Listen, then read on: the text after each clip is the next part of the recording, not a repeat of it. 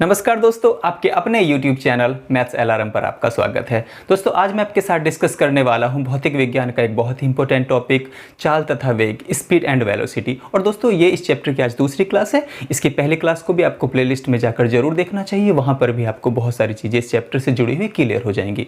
तो दोस्तों आज की क्लास का जो पर्पज़ है वो बेसिकली न्यूमेरिकल्स पर है। पहली क्लास में हमने इसकी कुछ बेसिक, कुछ कॉन्सेप्चुअल बातों को सीख लिया, समझ लिया, और आज की क्लास में हम पढ़ने वाले हैं इसके न्यूमेरिकल्स को। लेकिन दोस्तों उन न्यूमेरिकल्स को करने से पहले उन न्यूमेरिकल्स में यूज़ होने वाले फार्मूलों को हमने जानना बहुत ज़रूरी है। तो वो फार्मूले कैसे होंगे, वो समीकरण कहाँ से आएंगे दोस्तों, उनको पढ़ते हैं। दोस्तों इस चैप्टर से railway group D, railway NTPC, SSC और अन्य परीक्षाओं में भी न्यूमेरिकल पूछे जाते रहे हैं और आगामी परीक्षाओं में भी उनको पूछे जाने की पूरी संभावना बनी रहती है। तो दोस्तों इसलिए इस पर बहुत अच्छे से आज वर्क करेंगे हम और एक एक न्यूमेरिकल को बहुत अच्छे से समझेंगे, ठीक। लेकिन दोस्तों इन न्यूमेरिकल्स को करने के लिए हमें विशेष तौर से गति के समीकरणों को स्टडी करना होगा। तो क्या है वो गति के समीकरण और कैसे उनका इस्तेमाल इन न्यूमेरिकल्स में होता है, चलिए इस बात पर पहले चर्चा कर लेते हैं, फिर वन बाय वन इसके हम न्यूमेरिकल्स को प्रैक्टिस करेंगे। तो दोस्तों सबसे पहले हमने जाना है गति के समीकरणों को। और गति के समीकरण भी दोस्तों दो तरीके से होते हैं, एक तो क्षैतिज गति और एक होती है ऊर्ध्वाधर गति। यानी कि कोई वस्तु पृथ्वी की सतह पर गतिमान हो तो उसकी क्षैतिज गति कहलाती है, और गुरुत्व के अधीन गति हो तो दोस्तों वो हमारी ऊर्ध्वाधर गति कहलाती है। जैसे किसी वस्तु को हम या तो ऊपर की ओर फेंक रहे हो या कोई वस्तु ऊपर से नीचे की ओर पृथ्वी की सतह की ओर गिराई जा रही हो, तो दोस्तों ये गति जो है हमारी ऊर्ध्वाधर गति कहलाती है। तो चलिए सबसे पहले हम एक समान त्वरण से सीधी रेखा में चलने वाली किसी वस्तु के लिए गति के समीकरणों को पढ़ते हैं। तो दोस्तों समझते हैं, गति का पहला समीकरण है v बराबर u प्लस ए टी, जो कि आपको दिख रहा है साफ साफ, v बराबर u प्लस के ए टी। समझते हैं कि यहाँ पर v क्या है, u क्या है, a क्या है, t क्या है। चलो समीकरण पढ़ लेते हैं दूसरा। तो दूसरा है दोस्तों s बराबर u t plus half A T square. तीसरा समीकरण है गति का v स्क्वायर बराबर u स्क्वायर प्लस के 2as। और चौथे समीकरण भी दोस्तों हमें कहीं कहीं आवश्यकता पड़ेगी कि s बराबर, ये भी दोस्तों विस्थापन का ही समीकरण है, s बराबर u प्लस के a बटा 2 ब्रैकेट में 2n-1। अब चलिए इन टर्म्स को जानते ही हैं क्या। तो दोस्तों u बराबर है किसी पिंड, किसी वस्तु या किसी वाहन का प्रारंभिक वेग, ठीक। u, v क्या है उसका अंतिम वेग, a क्या है दोस्तों है एक्सेलरेशन यानी कि त्वरण, t से साफ दोस्तों हमें पता है t समय यानी कि टाइम होता है, और s है विस्थापन, डिस्प्लेसमेंट।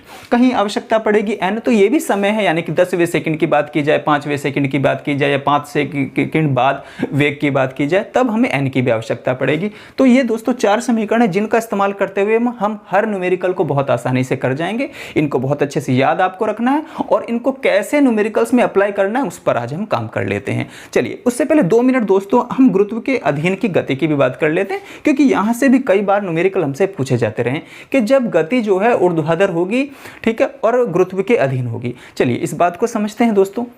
आपने गुरुत्व त्वरण जी के बारे में तो समझा है, स्मॉल जी, गुरुत्व त्वरण होता है स्मॉल जी। अब दोस्तों हर वस्तु जब ऊपर से गिराई जाती है तो वो गुरुत्व के अधीन कार्य करती है, तब a बराबर वहां आपको प्लस का जी रखना है। लेकिन हम गुरुत्व के विपरीत कार्य करें, यानी कि किसी वस्तु को ऊपर की ओर फेंके, तब त्वरण दोस्तों हमें नेगेटिव लेना है, यानी कि a की वैल्यू माइनस के g लेनी है। तो समझते हैं, इस बात को मैंने लिखा भी है, तो स्क्रीनशॉट आप यहाँ से ले सकते हैं दोस्तों इस बात को समझने के लिए। जब वस्तु ऊपर की ओर जा रही हो, यानी कि गुरुत्व के विरुद्ध काम कर रहे हो, गुरुत्व के विपरीत कार्य कर रहे हो, तब दोस्तों a बराबर माइनस के g लेने हैं। वैसे तो हर वस्तु दोस्तों जब गिराते हैं ऊपर से तो गुरुत्व के अधीन के कारण वो पृथ्वी की ओर खिंचती जाती है। क्यों? क्योंकि वहां पर g कार्य कर रहा होता है। जब वस्तु नीचे की ओर आ रही हो तब a बराबर प्लस का g लेना है, यानी कि गुरुत्व के अधीन कार्य करें। दो बातें, सिर्फ गुरुत्व के अधीन हो रही है यानी कि कोई वस्तु नीचे की ओर गिर रही हो तो हमें प्लस का जी रखना है, a बराबर प्लस का जी। और दोस्तों किसी वस्तु को हम ऊपर की ओर फेंक रहे हो, ऊपर की ओर थ्रो कर रहे हो, तो a बराबर हमने वहां माइनस का जी रखना है। ये बात आप समझ गए। अब दोस्तों बात कर लेते हैं, यदि जो है गति है वो गुरुत्व के अधीन हो, ऊपर या नीचे आने की बात हो रही है, तब a बराबर जैसे कि वहां क्या हो जाएगा, चलिए मान लीजिएगा हम दोस्तों प्लस का जी रख रहे हैं, तो बस gt हो जाएगा, यानी कि त्वरण रेखीय त्वरण नहीं होगा, अब गुरुत्वीय त्वरण होगा। चूंकि a जो है वो रेखीय त्वरण है और g गुरुत्वीय त्वरण है, तो जहां जहां हमें दोस्तों a है वहां हम g कर सकते हैं, ठीक। जहां भी a है वहां हम g बना सकते हैं। तो ये अभी गति के समीकरण चेंज हो गया। चलिए अब इस बात को एक तरीके से और समझते हैं। जब कोई वस्तु ऊपर की ओर फेंकी जा रही हो तब तो a बराबर माइनस के जी रखें कि नहीं, तो तब दोस्तों यहाँ पर माइनस हो जाएगा, यहाँ पर भी क्या हो जाएगा, माइनस हो जाएगा, यहाँ पर भी g माइनस का g इस प्लस को माइनस कर देगा, तब गति के समीकरण कुछ इस प्रकार से नजर आएंगे। चलिए दोस्तों एक एग्जाम्पल की मदद से शुरुआत करते हैं। एक वस्तु विराम अवस्था से आरंभ कर 5 सेकंड के लिए 2 मीटर प्रति सेकंड के समान त्वरण से चलती है। 5 सेकंड बाद का वेग तथा विस्थापन ज्ञात करो। यानी कि 5 सेकंड बाद का वेग मतलब एक तो अंतिम वेग और एक दोस्तों विस्थापन, s की वैल्यू हमने ज्ञात करनी है। तो चलिए समझते हैं। सबसे पहले दो फार्मूले यहाँ पर इस्तेमाल होने वाले हैं। विस्थापन के लिए दूसरा समीकरण लगाएंगे गति का, और अंतिम वेग का हम दोस्तों पहले समीकरण से या गति के तृतीय समीकरण से, जिससे भी आपका मन करे, निकाल सकते हैं। अब इस बात को दोस्तों समझना जरूरी है, जब भी कोई वस्तु विराम अवस्था से चलना शुरू करे, यानी कि विराम अवस्था का मतलब वो रुकी हुई खड़ी है, वो वस्तु एकदम विराम है, स्टेबल है दोस्तों, तो क्या होगा, तब उसका प्रारंभिक वेग u के वैल्यू 0 माना जाता है। जब जब किसी भी क्वेश्चन में ये बात आए कि कोई वस्तु विराम अवस्था से चलना आरंभ करती है, तब हमें u की वैल्यू 0 रखनी है। तो देखिए दोस्तों, हमें अंतिम वेग ज्ञात करना था, तो v बराबर u प्लस के at, ठीक है। गुरुत्व के अधीन तो कोई वस्तु गिर नहीं रही, तो जी वाला क्वेश्चन तो ये है नहीं, ये रेखीय त्वरण की बात इसमें हो रही, तो हमने at लिख लिया यहाँ पर। अब अंतिम वेग v ज्ञात करना है दोस्तों। u प्रारंभिक वेग है और प्रारंभिक वेग क्या है, 0। जब वस्तु विराम रुकी खड़ी थी, एक जगह स्थिर थी, तब वो उसका वेग भी 0 था। अब a की बात करें दोस्तों, यानी कि त्वरण की, तो साफ साफ कह रहे हैं ये प्रारंभ कर 5 सेकंड के लिए 2 मीटर प्रति सेकंड के समान त्वरण, यानी कि त्वरण की वैल्यू दी है। एक समान त्वरण कितना दिया है, 2 मीटर प्रति सेकंड की घात 2, यानी कि ये मात्रक सही दिया करते हैं दोस्तों इन संख्याओं को। तो हम a की वैल्यू कितनी रख लेंगे दोस्तों, हम 2। समय कितना है दोस्तों, समय पूछ रहे हैं 5 सेकंड बाद, 5 सेकंड बाद, यानी कि t की वैल्यू दोस्तों यहाँ पर हमें 5 सेकंड दी हुई है। तो देखिए v बराबर क्या हो गया, 5 दूनी 10 मीटर प्रति सेकंड। अंतिम वेग 5 मीटर प्रति सेकंड हो जाएगा, ठीक है। प्रारंभिक वेग तो 0 है, अंतिम वेग हमने निकाल लिया। अब विस्थापन भी कह रहे हैं कि बताइए इस त्वरण से 5 सेकंड में ये वस्तु दूर कितनी चली जाएगी। चलना तो इसने बिल्कुल स्थिर खड़ी थी एक जगह, तो 5 सेकंड में 2 मीटर प्रति सेकंड के त्वरण से कितनी दूर निकल जाएगी, वो विस्थापन भी ज्ञात करो। तो s बराबर दोस्तों हमने पढ़ा है ut प्लस के हाफ at स्क्वायर। आप सब कुछ जानते हैं, u प्रारंभिक वेग है, t समय है, a त्वरण है, s विस्थापन है। तो हमने विस्थापन ज्ञात करना है, डिस्प्लेसमेंट ज्ञात करनी है, चली गई दूरी ज्ञात करनी है, तो मतलब s ज्ञात करना है। u की वैल्यू 0 रखेंगे, t की वैल्यू 5 रखेंगे, तो भी ये टर्म 0 हो जानी है। तो आने वाले क्वेश्चनों में हम डायरेक्ट प्रारंभ से, अगर विराम अवस्था से बात किया करेंगे, तो इस टर्म को 0 रख दिया करेंगे दोस्तों, क्योंकि u की वैल्यू 0 तो t ऑटोमेटिक ही 0। चलिए, तो 1/2 त्वरण की वैल्यू कितनी है, त्वरण की वैल्यू 2 है। समय दोस्तों कितना दिया है, 5, और 5 का चूंकि t का स्क्वायर हो रहा, तो दोस्तों हम 5 का भी वर्ग कर देंगे। ये तो बहुत अच्छे से जानते हैं, हमने t की जगह 5 रखा, t का वर्ग तो 5 का भी वर्ग। 2 से 2 कट चुका है दोस्तों। s बराबर कितना आया, 5 का वर्ग 25, यानी कि 25 मीटर ये दूर चली जाएगी। ये वस्तु, ये वाहन, ये पिंड या ये कण, जिसकी भी गति की बात कर रहा हो, वो 25 मीटर दूर निकल जाएगा, उसका विस्थापन 25 मीटर दोस्तों आ जाएगा। तो उम्मीद करता हूँ पहले क्वेश्चन बहुत ही आसान हमने लिया था और अब आपको बहुत अच्छे से समझ में आया। चलिए एक और क्वेश्चन लेते हैं। चलिए दोस्तों अगला क्वेश्चन पढ़ते हैं। एक पिंड किसी क्षैतिज रेखा में 10 मीटर प्रति सेकंड के वेग से फेंका जाता है। यदि त्वरण 2 मीटर प्रति सेकंड की घात 2 हो तथा पिंड द्वारा चली गई दूरी यानी कि विस्थापन 11 मीटर हो, तो वस्तु का अंतिम वेग ज्ञात करना है। तो दोस्तों क्वेश्चन में ही सब कुछ दिया रहता है, सारा डाटा, क्या हमने फाइंड करना है और क्या हमें गिवन है। तो इस क्वेश्चन में देखिए कहीं भी पिंड के विराम अवस्था से चलने की बात नहीं हुई, यानी कि वस्तु जो है गतिमान है, वो ठहरी हुई नहीं है दोस्तों। विराम अवस्था जैसी कोई बात इस क्वेश्चन में नहीं कही गई, तो यानी कि u 0 नहीं है, समझिएगा फिर। तो दोस्तों यहाँ पर देखते हैं, ये 10 मीटर प्रति सेकंड जो है ना, ये पिंड का प्रारंभिक वेग है, यानी कि ये u की वैल्यू है दोस्तों। आगे बात करते हैं। यदि त्वरण, अब देखिए रेखीय त्वरण भी दिया है वस्तु का या पिंड का, वो कितना, रेखीय त्वरण को हम a से रिप्रेजेंट करते हैं, यानी कि a भी हमें गिवन है। और पिंड द्वारा चली गई दूरी यानी कि विस्थापन, जिसे हम s से रिप्रेजेंट कर रहे हैं दोस्तों, s की वैल्यू भी दी है। और हमसे क्या पूछा है कि बताइए अंतिम वेग क्या है, यानी कि अंतिम वेग को हम v से दर्शाते हैं कि v क्या है। ठीक, अब हमने एक ऐसा गति का वो समीकरण देखना है दोस्तों जहां पर हमें u भी दिया हो, a भी दिया हो, v की भी बात हो रही हो और s भी दिया हो। तो दोस्तों इसके लिए हम गति का तीसरा समीकरण यूज करते हैं। चलिए देखिए क्या है गति का तीसरा समीकरण, v स्क्वायर बराबर u स्क्वायर प्लस के 2as, ये गति का तीसरा समीकरण है और इसमें वो सब है जो हमें चाहिए या जो हमें गिवन है। तो देखिए दोस्तों हमें v स्क्वायर यानी कि अंतिम वेग का मान हमें चाहिए होगा, तो v की घात 2 को ऐसे ही छोड़ देंगे और बाकी सभी की वैल्यू हम रख देंगे। तो दोस्तों हमें प्रारंभिक वेग यानी कि u का मान दिया था 10, तो हम यहाँ पर 10 और 10 की घात 2 भी लगाएंगे चूँकि वर्ग हो रखा है, प्लस के 2 और दोस्तों a त्वरण कितना दिया है, 2 दिया है, विस्थापन यानी कि s का मान कितना है, 11 दिया है। तो दोस्तों v स्क्वायर बराबर हम देख पा रहे हैं 10 का वर्ग कितना होगा 100 और प्लस के 11 दूनी 22 दूनी 44, ठीक, यानी कि v स्क्वायर बराबर हो गया दोस्तों 144, यानी कि v बराबर हम कह सकते हैं अंडर रूट 144।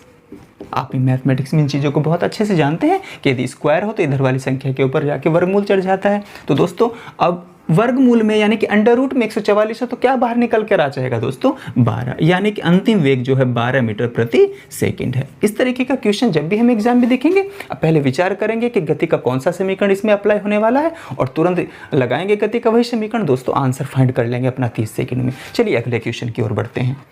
एक वस्तु विराम अवस्था से चलना आरंभ कर 10 सेकंड के लिए समान त्वरण 20 मीटर प्रति सेकंड की घात 2 से चलती है तो वस्तु के द्वारा 5वें सेकंड में विराम विस्थापन क्या होगा। विस्थापन s की वैल्यू पूछिए, यानी कि दोस्तों यूं तो उसको समय दिया है कि वो 10 सेकंड के लिए समान त्वरण से चलती है, तो कहते हैं कि भाई 5वें सेकंड पर कितना विस्थापन हो गया, 10वें सेकंड पर कितना हो गया, 7वें सेकंड पर कितना हो गया। जब भी समय दिया हो सेकंड वे यानी कि वे सेकंड, तो तब आप गति का कौन सा समीकरण लगाओगे, यानी कि गति के चौथे समीकरण का इस्तेमाल आप करोगे। ये हम पहले ही डिस्कस कर चुके इस बारे में।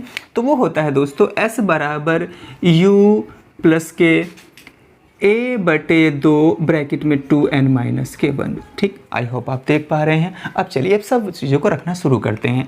s बराबर, अब चूंकि वस्तु जो है वो विराम अवस्था से चलना प्रारंभ हुई है यानी कि u की वैल्यू डेफिनेटली क्या है 0 है, प्लस के त्वरण देखिएगा, त्वरण दोस्तों क्या दिया है 20 दिया है और 20 के बटे में कौन रखेंगे हम 2, क्योंकि 2 फार्मूले में है। अब 2 कौन से वे सेकंड में, कौन से वे सेकंड में विस्थापन पूछा है, तो पूछा है 5वें सेकंड में, यानी कि 5वें सेकंड फिनिश होने पर 5 सेकंड पूरे होते ही कितनी दूर चली गई वस्तु या कोई पिंड। तो दोस्तों n की जगह आप क्या रख दोगे, ये वाला 5 गुना 5 और माइनस के 1।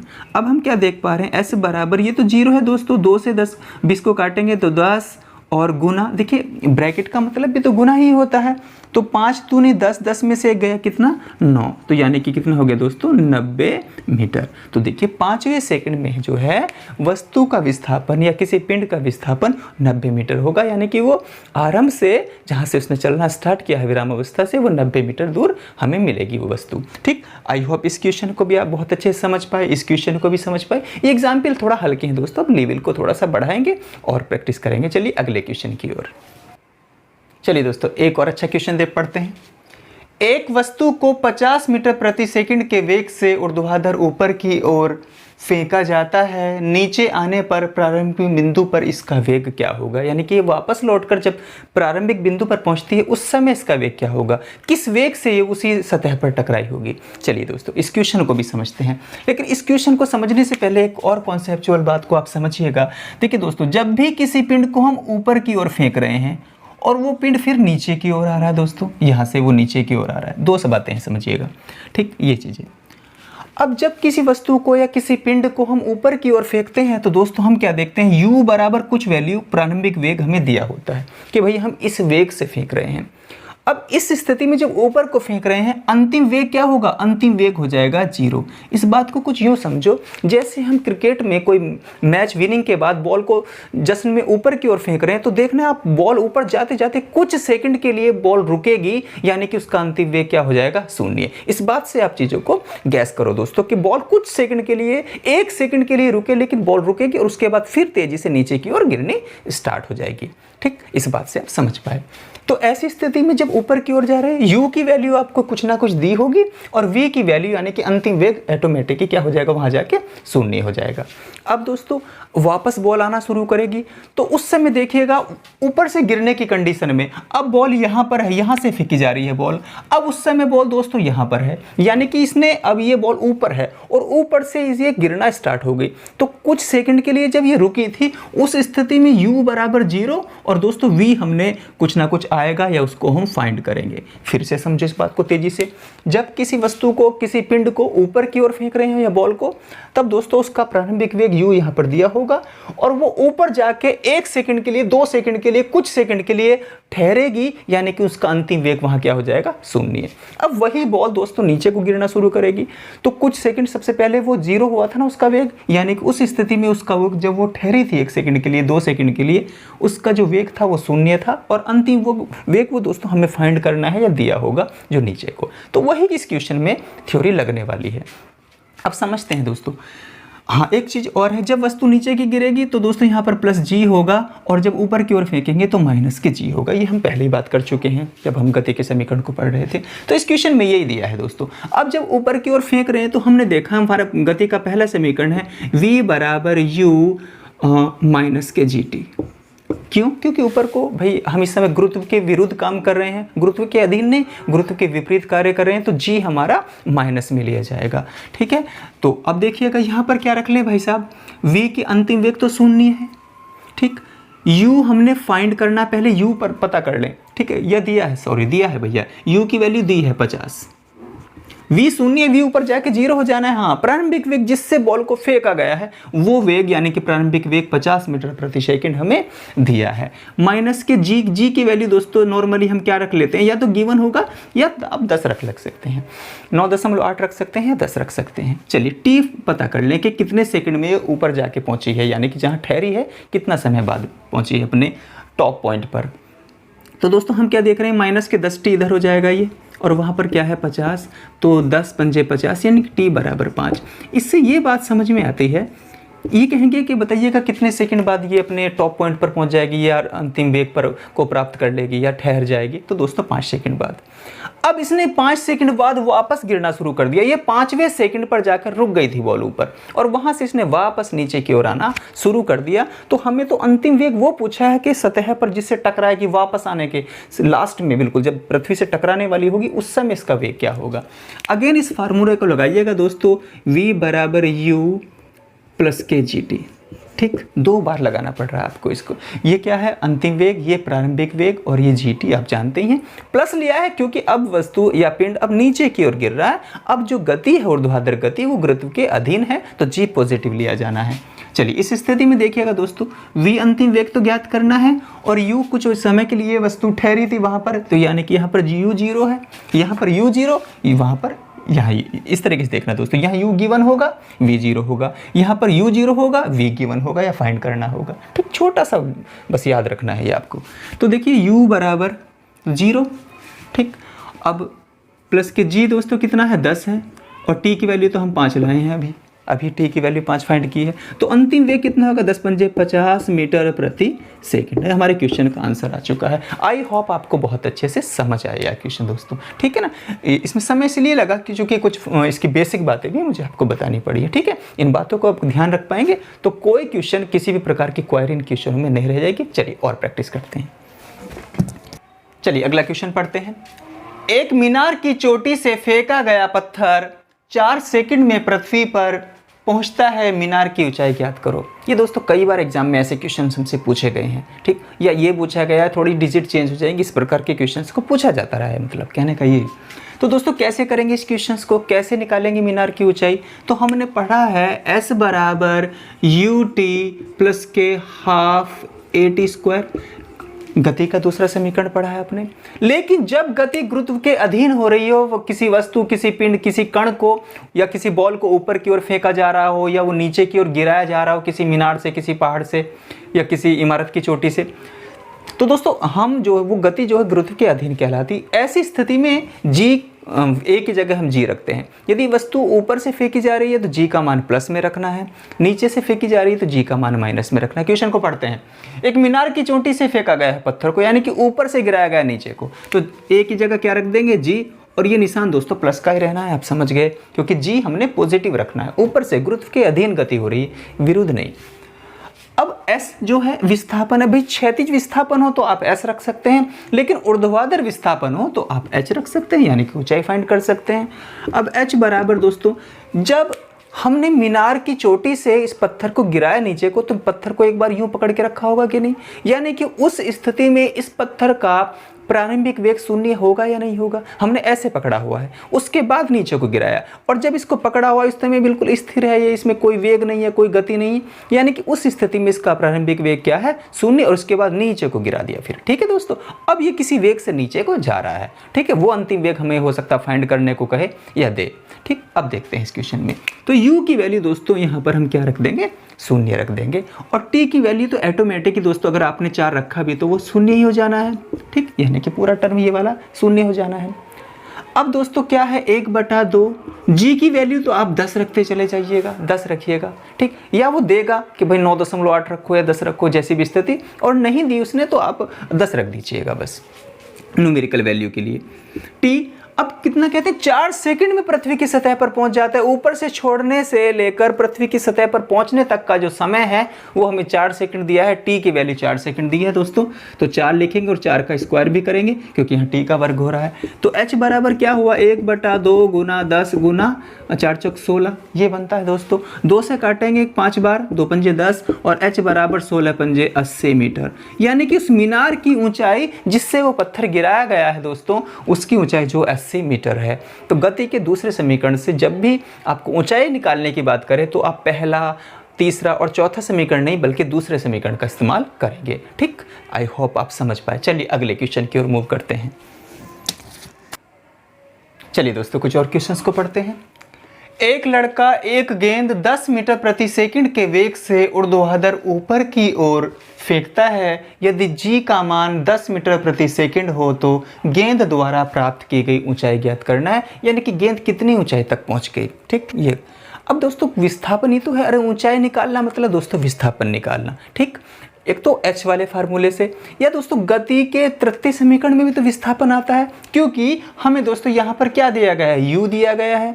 ठीक, अंतिम वेग क्या होगा, शून्य होगा। जब भी कोई पिंड या कोई वस्तु ऊपर की ओर फेंकी जाए तो उसका u तो दिया होता है, और ऊपर जाके वो रुक जाती है कुछ सेकंड के लिए, उस स्थिति में उसका अंतिम वेग क्या हो जाता है दोस्तों, शून्य हो जाता है। और g की वैल्यू दी है, ये ज्ञात करनी है। तो अब दूसरे से भी हम चलिए तीसरे गति के तीसरे समीकरण से इसके क्वेश्चन का आंसर हम निकालने वाले हैं।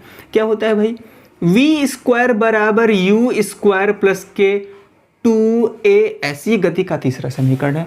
चूंकि गति जो है ऊर्ध्वाधर हो रही है, गुरुत्व के अधीन हो रही है, तो उस बात को समझो, और ऊपर की ओर फेंकी जा रही है बॉल, तो दोस्तों ऐसी स्थिति में a की जगह आप क्या रखोगे, g, और वो भी माइनस में, क्योंकि हम गुरुत्व के विरुद्ध काम कर रहे हैं। गुरुत्व तो हर चीज़, g का मान तो नीचे को टेंस करता है, यानी कि हर चीज़ पृथ्वी की ओर नीचे की ओर गिरती है, हम ऊपर को फेंक रहे हैं, उल्टा काम कर रहे हैं। तो इसलिए हमारा जो a की जगह क्या लिख जाएगा, g हो जाएगा, और वो भी दोस्तों कैसा, माइनस में। s क्या है, विस्थापन है, और विस्थापन कैसा, विस्थापन तो ऊर्ध्वाधर है, तो s की जगह हम क्या लिख सकते हैं दोस्तों, h लिख सकते हैं। चाहे कैपिटल में लिखो चाहे स्मॉल में लिखो, h लिख दिया, हाइट लिख दिया। अब फिर से वही बात, जब किसी वस्तु को ऊपर की ओर फेंक रहे हैं तो u बराबर तो यहाँ से कुछ ना कुछ हमें दिया रहता है, और अंतिम वेग क्या हो जाता है, शून्य हो जाता है। ऊपर को फेंकने की स्थिति में वो वस्तु कुछ सेकंड के लिए, वो बॉल कुछ सेकंड के लिए रुक जाती है, ऊपर जाके अगेन नीचे को गिरना शुरू करती है। तो दोस्तों v तो हमारा क्या हो जाएगा, 0, अंतिम वेग तो 0। u शुरुआत में हमें दिया है 10, प्रारंभिक वेग जिस वेग से वो स्टार्टिंग में फेंकी गई है। अब 10 का वर्ग भी कीजिए, माइनस के 2, g का मान दोस्तों 10 दिया है, और गुना h की वैल्यू हमने निकालनी है। आई होप आप समझ पाए। सॉरी, अब ये क्या हुआ भाई साहब, 100 माइनस के 10 दूनी 20 h बराबर 0, ये भी आप समझ पा रहे हैं। ये माइनस का 20 h इधर बराबर से इधर आके प्लस का 20 h हो जाएगा 20 h, और बराबर में क्या रह जाएगा दोस्तों 100, और 20 पंजे 100, यानी कि h बराबर कितना आया, h बराबर आया 5 मीटर। क्योंकि पूरा क्वेश्चन जो है मीटर में है, यहाँ पर g का मान मीटर में दिया हुआ था, यहाँ पर भी गति मीटर में थी, इसलिए हम निकाल पाए कि भाई साहब जो बॉल को फेंका गया है वो कितनी ऊंचाई प्राप्त कर लेगी, ठीक, वो 5 मीटर की ऊंचाई तक पहुंच जाएगी। ये हमने फाइंड कर लिया। आई होप ये क्वेश्चन आपको समझ आया। अगले क्वेश्चन की ओर बढ़ते हैं। 80 मीटर की ऊंचाई से एक गेंद को गिराया जाता है। इस क्वेश्चन में बॉल को ऊपर की ओर फेंका जा रहा था, इस क्वेश्चन में दोस्तों बॉल को नीचे की ओर गिराया जा रहा है, ठीक, किसी पहाड़ की चोटी से, किसी मीनार की चोटी से, किसी इमारत की चोटी से, है ना, इस तरह की बातें वो करेगा। यह कितने समय बाद धरातल से टकरा जाएगी। अब धरातल से टकराने का मतलब मेरे भाई इस बात को समझिएगा, ठीक, जब वस्तु को ऊपर से गिराया जाता है तो कुछ सेकंड के लिए वो हमने ऐसे पकड़ी होगी, यानी कि जब 80 मीटर की ऊंचाई से किसी 80 मीटर ऊंची किसी मीनार को, मैं बॉल को या किसी वस्तु को मैंने ऐसे पकड़ा हुआ है, ऐसे पकड़ा हुआ उसको, उसके बाद नीचे को छोड़नी है वो, तो दोस्तों उस स्थिति में उसका प्रारंभिक वेग वहाँ पर क्या होता है, 0 होता है, यानी कि u बराबर जो है ये यहाँ पर u बराबर दोस्तों हमें 0 दिया रहता है।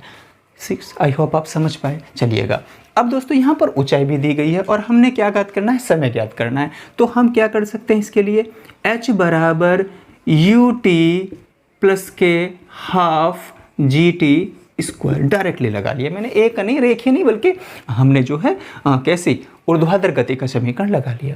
अब यहाँ पर प्लस माइनस का इशू आता है, तो दोस्तों जब बॉल नीचे को गिर रही है, गति जो है वो गुरुत्व के अधीन हो रही है, विरुद्ध नहीं हो रही, तो जी, तो यहाँ पर ये निशान तो प्लस का ही रहना है। अब h जो है ऊंचाई है, तो इसका मान तो दोस्तों दिया है 80 मीटर की ऊंचाई, यहाँ पर हमने 80 रख लिया। प्रारंभिक वेग, क्योंकि उसने 0 वेग से नीचे को छोड़ा हमने, उस समय उसमें कोई वेग नहीं था, कोई मूवमेंट नहीं था उसमें दोस्तों, वहाँ पर वेलोसिटी वेग बिल्कुल शून्य था, तो यहाँ पर हमने u की वैल्यू 0 रख दी, और 0 रखने से t भी हमारा 0 हो गया। प्लस के 1/2, g का मान क्या रख लें दोस्तों, 10 रख लें, और t का मान हमने ज्ञात करना है, T², वो तो पूछा ही है कि कितने समय बाद टकराएगी, यानी कि t के वैल्यू हमें फाइंड करनी है।